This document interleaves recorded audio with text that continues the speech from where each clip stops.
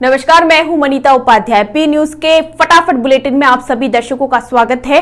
तो आइए नजर डालते हैं राजस्थान के विभिन्न जिलों की कुछ खबरों पर, वो भी फटाफट। जोधपुर जिले की तरफ रुख करते हैं। जोधपुर पुलिस कमिश्नरेट की डीएसटी ईस्ट टीम ने एक बड़ी कार्रवाई को अंजाम देते हुए डांगियावास और माता का थाना पुलिस के साथ मिलकर अवैध हथियारों सहित 2 बदमाशों को गिरफ्तार किया है और इनके कब्जे से 4 पिस्टल बरामद की है।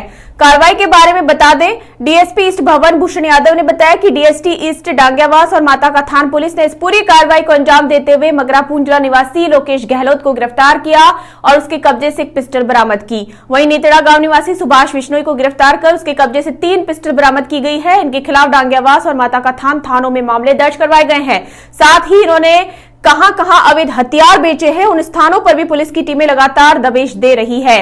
यहां आपको बता दें, डीएसटी टीम ने लोकेश गहलोत को गिरफ्तार किया है। लोकेश गहलोत पवन सोलंकी और राहुल कछावा का साथी है। राहुल और पवन की दुश्मनी मोंटू कंडारा के साथ चल रही है। इससे राहुल और पवन की गैंग के पास हथियार मिलने के चलते गैंगवार का अंदेशा है। और अभी भी टीम पीछे है। अभी आज की डेट में भी जो 2-3 टीम है वो यहाँ से गई हुई है बाहर, और जैसे ही वो पकड़ में आएगा हम आपसे शेयर करेंगे। जब्बर सिंह से कोई इनपुट मिल रहा है सर? जब्बर सिंह से इनपुट की बात तो ये कि वो हमारी पुलिस कस्टडी में था पिछले काफ़ी दिनों से। तो ये केवल ये है कि पहले वाली टीम में अभी जो करंट लोकेशन है शेष बचे हुए लोगों की, वो उसकी जानकारी में नहीं, कि वो नेचुरल कस्टडी में है तो उसकी जानकारी में नहीं होगा, और फरार मुलजिम है तो उसको भी नहीं पता कि आज की डेट में वो कहाँ है। पर उसके अलावा भी जो माध्यम है उनके हम उनसे पीछे हैं और देखते हैं जितनी जल्दी हो सके गिरफ्तारी की कोशिश करें। ये कोई वारदात के लिए हथियार लेके आए थे ऐसा सुनने में आया सर कि मोंटू कंडारा गैंग और राहुल कछुआ, जो कि राहुल कछुआ का ये गुर्गा है, हमेशा उसी के साथ में उसने वारदातें की है, तो उसको मारने की फिराक में ये लोग घूम रहे हैं। जब हथियार आदमी लेके आता है तो किसी न किसी कारण से तो लेके आता है। वो 2 कारण हो सकते हैं, या तो किसी से रंजिश हो तो स्वयं के बचाव के लिए, या फिर किसी वारदात के लिए, और तीसरा कारण ये भी बनता है कई बार आदमी दिखाने के लिए शौकिया हथियार रखने की कोशिश करते हैं। आजकल के जो इस टाइप के युवा हैं जो अपराध की तरफ थोड़ा झुकाव जिनका है, तो वो केवल डराने धमकाने के लिए, दिखाने के लिए, शो ऑफ के लिए हथियार रखते हैं। तो जब इन्वेस्टिगेशन पूरी होगी तब पता चलेगा कि एग्जैक्टली ये किस लिए हथियार लेके आए थे, इनका मकसद क्या था, क्या बचाव मकसद था या कोई हमला मकसद था, या केवल ये शो ऑफ के लिए हथियार अपने पास रखना चाहते थे ताकि आम जन में भय हो और उनसे वो कोई उगाही या कुछ इस टाइप की चीज़ कर सकें। राहुल के साथ में से 4-5 लोगों को पुलिस ने 5 दिन पहले पकड़ा था। 5 दिन में अभी तक कोई उस तरह की बात सामने नहीं आई कि ये गैंगवार के लिए ये हथियार। देखिए, गैंग वॉर बेसिकली हथियार तो इन लोगों के पास में हम बार बार पकड़ते रहते हैं, ये वापस लेके आते हैं, वापस पकड़ते हैं। तो गैंग वॉर जो चीज़ है वो एक बहुत ही एक ग्लोरीफाइड सा टर्म है। ये इनमें ऐसा कोई भी नहीं है कोई दाऊद इब्राहिम या हाजी मस्तान या इस टाइप की गैंग हो। ये लोकलाइट लोग हैं। लोकलाइट लोगों में 5-7 लड़के जो अपने होते हैं उनके साथ में कर लेते हैं, कई बार 10 की संख्या में भी हो जाते हैं, और ये छोटे छोटे गैंग बना के छोटी उगाही, छोटी वसूली, इस टाइप की हरकतें करते हैं। ये गैंग वॉर का नाम देना, हो सकता है इनके जो मुखिया उनके बीच में आपस में रंजिश हो, पर गैंग वॉर जैसी बात अभी तक तो जोधपुर के अंदर सामने नहीं आई है। पुलिस ने बड़ी कार्रवाई की है, क्या घटनाक्रम है? डीएसटी और डांगियावास पुलिस ने पहले से एक हथियारों में पहले से एक वांटेड था, उसके पीछे थे सुभाष करके हैं। सुभाष बिश्नोई नेतड़ा गांव जो करवट थाना क्षेत्र में वहाँ का रहने वाला है, और इसका एक साथी है लोकेश जो मंडोर थाना क्षेत्र का रहने वाला है। दोनों 25-26 साल के हैं। लोकेश के भी पहले मुकदमे हैं और सुभाष पे भी पहले मुकदमे हैं। और इसके अलावा इनसे 4 इन्होंने पिस्टल बरामद करी हैं, और अभी इन्होंने जहाँ जहाँ और सप्लाई करी है उनके लिए भी टीम रेडी है, वो उनके पीछे हैं। तो निकट भविष्य में इसमें से 2 या 3 रिकवरी और होने की संभावना है। सर, एक जो जिससे सुभाष लेके आया था उस तक क्या मौत लगी? पहले इनको पकड़ा है, अब इसके बाद जब इन्वेस्टिगेशन होगी तो पीछे चले जाएंगे। अभी हमने कुछ दिन पहले 14 हथियार पकड़े थे, तो उसमें भी हम एमपी तक जाके उस आदमी को लेके आए। तो इसके अंदर भी हमारा प्लान है कि अभी पहले तो उसने जहाँ पे बांटे हैं तो हमारी पहली प्राथमिकता इन्वेस्टिगेशन की है, जिनको उन्होंने दिए उनसे हम बरामद करें ताकि वो कोई वारदात यहाँ पे ना कर पाएँ। और उसके बाद ये जहाँ से लेके आए हैं वो सेकंड है, क्योंकि आमतौर पे दूसरे प्रदेश से लेके आते हैं, तो वहाँ पे हमारी टीम जाएगी, पर पहले यहाँ वाले हथियार बरामद के बाद में वहाँ वाली टीम रवाना होगी। सर, किन किन थानों में मुकदमे दर्ज किए गए हैं और कितने कारतूस और कितने हथियार? कारतूस इसमें नहीं है, इसमें 4 पिस्टल इन्होंने बरामद करी हैं। डांगियावास थाने में मुकदमा, अब एग्जैक्ट मैं आपको बताता हूँ मुकदमा कौन से थाने में दर्ज किया। डीएसटी और डांगियावास की संयुक्त कार्रवाई थी, तो किस क्षेत्र से पकड़ा है वहाँ पे मुकदमा दर्ज होगा, तो मैं एक बार अभी देख के आपको सुनिए। एक लोकेश के अलावा एक और आरोपी है सर? एक आरोपी वो भी फरार है, उसके पीछे पुलिस है। नहीं कहना शुरू। अच्छा सर, इस बार पेंडेंसी सबसे कम रही, किस तरह पूरी? जब से कमिश्नरेट बना है 2011 से, तब से जो पेंडेंसी है लोएस्ट 2011 में थी 10.22, उसके बाद से 13 से लेके और आमतौर पे 14, 15, 16, 17 के आसपास रही है। इस बार पूरी जोधपुर ईस्ट की टीम के संयुक्त प्रयास के द्वारा ये पेंडेंसी हम 8.04 पे लाने में कामयाब रहे हैं और हमारे जो 1 साल से ऊपर के बचे हुए केस हैं उसमें भी अभी 75 पेंडिंग रहेगा, जनवरी का मिला लें तो भी। और इसके अंदर भी ज्यादातर केसेस वो हैं, आधे से ज्यादा केसेस वो हैं जो हाई कोर्ट के कारण या सीडीसीबी में जांच के कारण या किसी और कारण से पेंडिंग है। जो ऐसे केस 1 साल से ज्यादा जो केवल इन्वेस्टिगेशन या किसी मुलजिम को पकड़ने के कारण पेंडिंग है वो 25 से 30 के मध्य है, जो अब तक का लोएस्ट है। इसके अलावा जो लोकल एंड स्पेशल एक्ट की कार्रवाई है वो भी अगर शुरू से अपन देखें तो 826 जब विद्युत थाना शामिल था 2012 में, तब उसके बाद जैसे 500, 550, 600, 700 और हाईएस्ट रही थी इससे पहले की 2019 के अंदर 816। इसके बाद पिछले साल हमने इसमें कार्रवाई करके 900 का आंकड़ा पहली बार इसमें क्रॉस किया है। और इसके अंदर भी ये विशेषता है कि जो अदर माइनर एक्ट्स हैं जिसमें कोटपा और आरएनसी उस टाइप के एक्ट हैं वो कम है और बाकी जो मेजर हेड्स हैं उसके अंदर अच्छी प्रगति है। लगभग सभी मेजर हेड्स के अंदर हमने पिछले साल के मुकाबले अच्छी कार्रवाई इसमें करी है और अब तक का ये हाईएस्ट 10 साल में लोएस्ट पेंडेंसी और highest local and special act इसमें रही।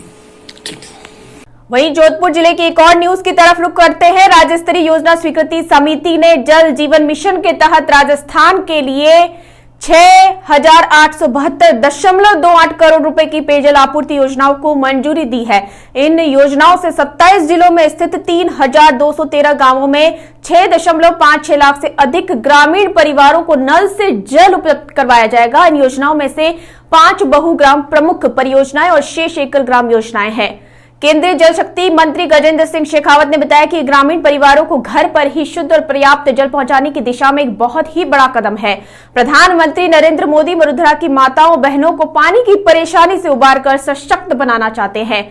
शेखावत ने कहा कि जल जीवन मिशन ने वर्ष 2021-22 में राजस्थान को 2,345.08 करोड़ रुपए की केंद्रीय अनुदान सहायता जारी की है। इस वर्ष जल जीवन मिशन को लागू करने के लिए राज्य को 10,180.50 करोड़ रुपए आवंटित किए हैं। यह राशि पिछले साल के आवंटन से 4 गुना अधिक है।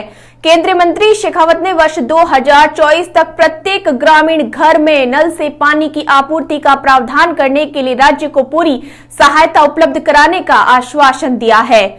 21.92% ग्रामीण परिवारों को नल से मिल रहा है जल। 15 अगस्त 2019 को जल जीवन मिशन के शुभारंभ के समय राजस्थान में 11.74 लाख ग्रामीण घरों में नल से जल की आपूर्ति हो रही थी। पिछले 28 महीनों में कोरोना महामारी और लॉकडाउन व्यवधानों के बावजूद राज्य ने 10.5 लाख घरों में नल से पानी के कनेक्शन उपलब्ध कराए हैं। अब तक राज्य के 1.01 करोड़ ग्रामीण परिवारों में से 22.23 लाख परिवारों को नल से जल उपलब्ध कराया जा रहा है। राज्य की 2021-22 में 30 लाख घरों में नल के पानी के कनेक्शन उपलब्ध कराने की योजना है। राजस्थान में 58,363 स्कूलों और 28,959 आंगनबाड़ी केंद्रों को उनके परिसरों में नल से पानी की आपूर्ति उपलब्ध कराई गई है।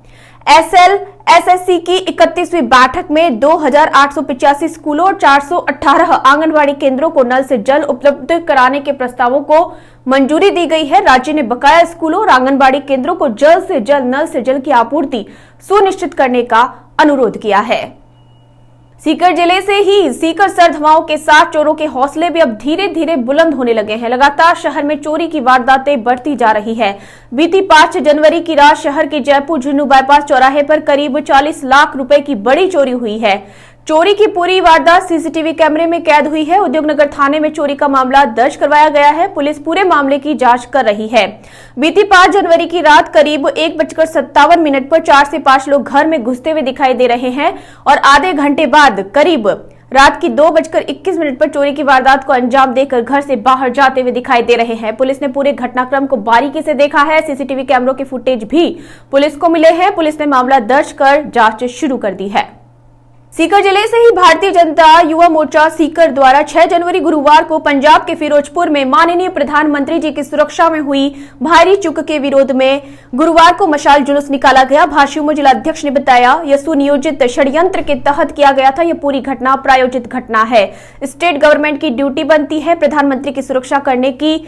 कांग्रेस जनमत के फेर में तो पूरी तरीके से फेल हो चुके हैं, इसलिए वह ऐसे तरीके अपना रही है। वहां की सरकार को नरेंद्र मोदी जी की जिंदगी की चिंता नहीं थी, बल्कि सत्ता की चिंता थी। इसी के विरोध में कांग्रेस पार्टी के खिलाफ पूरे भारत में युवा मोर्चा ने मशाल जुलूस निकाले हैं। इसी के तहत जाट बाजार से कल्याण सर्किल तक मशाल जुलूस निकाला गया। इस मशाल जुलूस में भाजपा जिला अध्यक्ष इंदिरा चौधरी, उपाध्यक्ष राजकुमार जोशी, नेता प्रतिपक्ष अशोक चौधरी, शहर अध्यक्ष गौरव दीक्षित, पिपराली मंडल अध्यक्ष नवरंग लाल हलवाई, भाजयुमो महामंत्री जितेंद्र बाजिया, उपाध्यक्ष मोहन गुर्जर, यशोवर्धन मेघवाल, दिनेश भादवासी, गोविंद सुईवाल, जिला मंत्री त्रिभुवन सिंह, जिला प्रवक्ता संदीप चौधरी, सोशल मीडिया प्रभारी देवेंद्र सिंह तंवर, अनिल तोदी, दिनेश सोनी, दिनेश भादवासी, पवन सैन, प्रदीप व्यास, पिंटू गुर्जर, राकेश शेखावत, नरेंद्र शर्मा, आदित्य शिवेंद्र, अजय कासली, नेमी शेखावत, सोहन गुर्जर, कुलदीप सिंह, सुनील सैनी सहित अनेक कार्यकर्ता मौजूद रहे।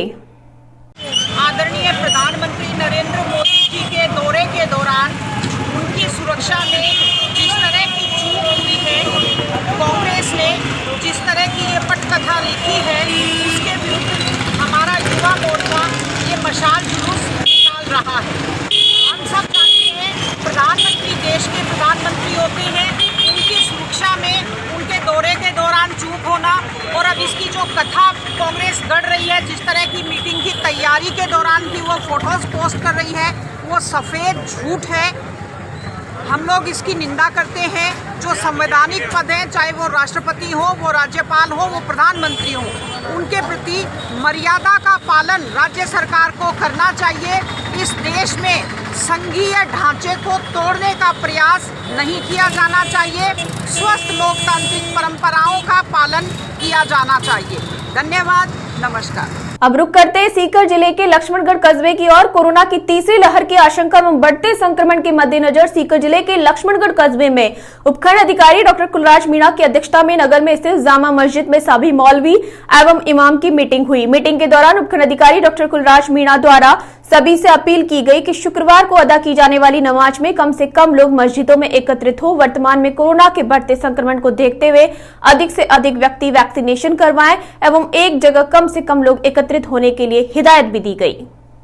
अब रुक करते हैं चूरू जिले की तरफ। तारानगर विधायक नरेंद्र बुडानिया ने गुरुवार को क्षेत्र के भामासी गांव में राज्य सरकार की ओर से हाल ही में क्रमोन्नत किए गए राजकीय माध्यमिक विद्यालय का उद्घाटन किया। साथ ही उन्होंने पक्का तालाब निर्माण कार्य दरसाना, भामासी इंटरलॉक के खरंजा निर्माण तथा जीएसएस गोदाम की 4 दीवारी निर्माण के कार्य का शिलान्यास भी किया। इस मौके पर ग्रामीणों को संबोधित करते हुए विधायक बुडानिया ने कहा कि मुख्यमंत्री अशोक गहलोत के नेतृत्व में राज्य की संवेदनशील सरकार प्रदेश के शैक्षणिक विकास के लिए संकल्पबद्ध है। सरकार ने 3 साल के कार्यकाल में सैकड़ों नए राजकीय कॉलेज खोले हैं तथा विद्यालय क्रमोन्नति के साथ साथ नए विद्यालय खोलने और विद्यालयी संसाधनों के सुदृढ़ करने का काम किया है। उन्होंने कहा कि पहली शिक्षक भर्ती प्रक्रिया पूर्ण होने से पहले ही दूसरी भर्ती परीक्षा प्रक्रिया शुरू करना इस बात का संकेत है कि राज्य सरकार न केवल विद्यालयों में समुचित मानव संसाधन प्रबंधन के लिए प्रयासरत है, अपितु राज्य के बेरोजगार युवाओं के लिए भी एक बेहतर एवं सकारात्मक माहौल बनाना चाहती है। राज्य सरकार की फ्लैगशिप योजना के रूप में शुरू हुए अंग्रेजी माध्यम के स्कूलों में प्रवेश के लिए लगी होड़ देखकर पता चलता है कि राजकीय विद्यालयों और सार्वजनिक शिक्षा व्यवस्था में लोगों का भरोसा कायम हुआ है। उन्होंने ग्रामीणों से कहा कि वे अपने बच्चों को और खासकर बालिकाओं को आवश्यक तौर पर उच्च और तकनीकी शिक्षा दिलाएं। आज जमाना ज्ञान का है और ज्ञान में ही सारी शक्ति निहित है। आने वाले समय की प्रतिस्पर्धा का हमारे युवा तभी सामना कर पाएंगे जब वे बेहतर ढंग से शिक्षित और जागरूक होंगे। बुडानिया ने कहा कि पिछले 3 साल में राज्य में प्रत्येक क्षेत्र में अभूतपूर्व विकास कार्य हुए हैं। शिक्षा, चिकित्सा, सड़क एवं ग्रामीण विकास सहित सभी क्षेत्रों में अद्भुत कार्य कराए जा रहे हैं। गांव-गांव, ढाणी-ढाणी में शिक्षा का उजाला फैल रहा है और विकास की गंगा बह रही है। बजट में 20,000 हेक्टेयर अतिरिक्त भूमि की सिंचाई की मुख्यमंत्री की घोषणा के बाद नहर विस्तार का काम शुरू होने से क्षेत्र के किसानों में खुशी की लहर है। क्षेत्र के किसानों की भावनाओं को समझते हुए मुख्यमंत्री ने उठाई आवाज को स्वीकार करते हुए क्षेत्र के लिए ऐतिहासिक कार्य किया है, जो कि मेरे द्वारा उठाई गई आवाज थी। नहर के पानी की आहट से ही क्षेत्र की जनता के आर्थिक और सामाजिक स्तर में बदलाव दिखने लगा है। आने वाला समय क्षेत्र के लोगों के लिए सुख और समृद्धि से भरा होगा। सादुलपुर के पूर्व विधायक इंद्र सिंह पुनिया ने कहा कि पिछले 3 वर्ष में राज्य सरकार ने प्रत्येक वर्ग के कल्याण के लिए अभूतपूर्व कदम उठाए हैं तथा शिक्षा, चिकित्सा, सड़क जैसे समस्त क्षेत्रों में भरपूर काम किया है। प्रधान संजय कसवा ने तारानगर विधायक की सक्रियता एवं संवेदनशीलता की सराहना करते हुए कहा कि बुडानिया का यह प्रयास रहता है कि कैसे अधिक से अधिक विकास कार्य तारानगर क्षेत्र में हो तथा सरकार की योजनाओं का अधिकाधिक लाभ क्षेत्र के लोगों को मिले। उन्होंने ग्रामीणों से कहा कि वे आपस में मिलजुल कर गांवों के विकास के लिए कार्य करें और योजनाओं का लाभ समाज के अंतिम छोर पर खड़े व्यक्ति तक पहुंचाए। इस दौरान विधायक ने ग्रामीणों की समस्याएं समस्याएं सुनी और उनके निराकरण का भरोसा दिलाया। सरपंच रजनी देवी ने ग्राम पंचायत की उपलब्धियों, समस्याओं और आवश्यकताओं से विधायक को अवगत करवाया। इस दौरान राजकुमार बेनीवाल, सुरेंद्र सिंह मिठड़ी, मुंशी तेली, हरि सिंह बेनीवाल, जय सिंह सैनी, जयचंद शर्मा, मोहर सिंह ज्याणी, शीशराम पूनिया, रामनिवास खीचड़, ईश्वर पूनिया, जीएसएस अध्यक्ष मनीराम पूनिया सहित बड़ी संख्या में जनप्रतिनिधि एवं ग्रामीण जन मौजूद रहे। अब बात करते हैं शेखावाटी के मौसम के हालचाल के बारे में। राजस्थान में 2 पश्चिमी विक्षोभ के एक के बाद एक सक्रिय होने के चलते बरसात और ओलावृष्टि के अलर्ट के बीच पिछले 2 दिनों से लगातार बरसात का दौर रुक रुक कर जारी रहा और रात को एक बार की बारिश काफी तेज होने से आमजन को काफी परेशानी का भी सामना करना पड़ा था और एक बार की सर्दी का रुख भी बहुत तेज हो गया था। नमी सा वातावरण बन गया था। इधर मौसम विभाग के अनुसार सीकर, चूरू व झुंझुनू सहित प्रदेश के कई जिलों में बरसात के साथ ओलावृष्टि की आशंका जताई थी और उसी आशंका के चलते 2 दिनों से काफी बारिश का दौर भी रुक रुक कर चलता रहा। लेकिन आज सुबह सूरज के निकलने से आमजन ने थोड़ी राहत महसूस की है। पिछले 2 दिनों से आज सीकर जिले को भी सूर्य भगवान ने अपने दर्शन दिए। पी न्यूज बुलेटिन में फिलहाल इतना ही। अब लगातार बनी रहिए पी न्यूज के साथ and don't forget to like, share and subscribe our channel and also press the bell icon of notification so that you will get each and every update of our channel.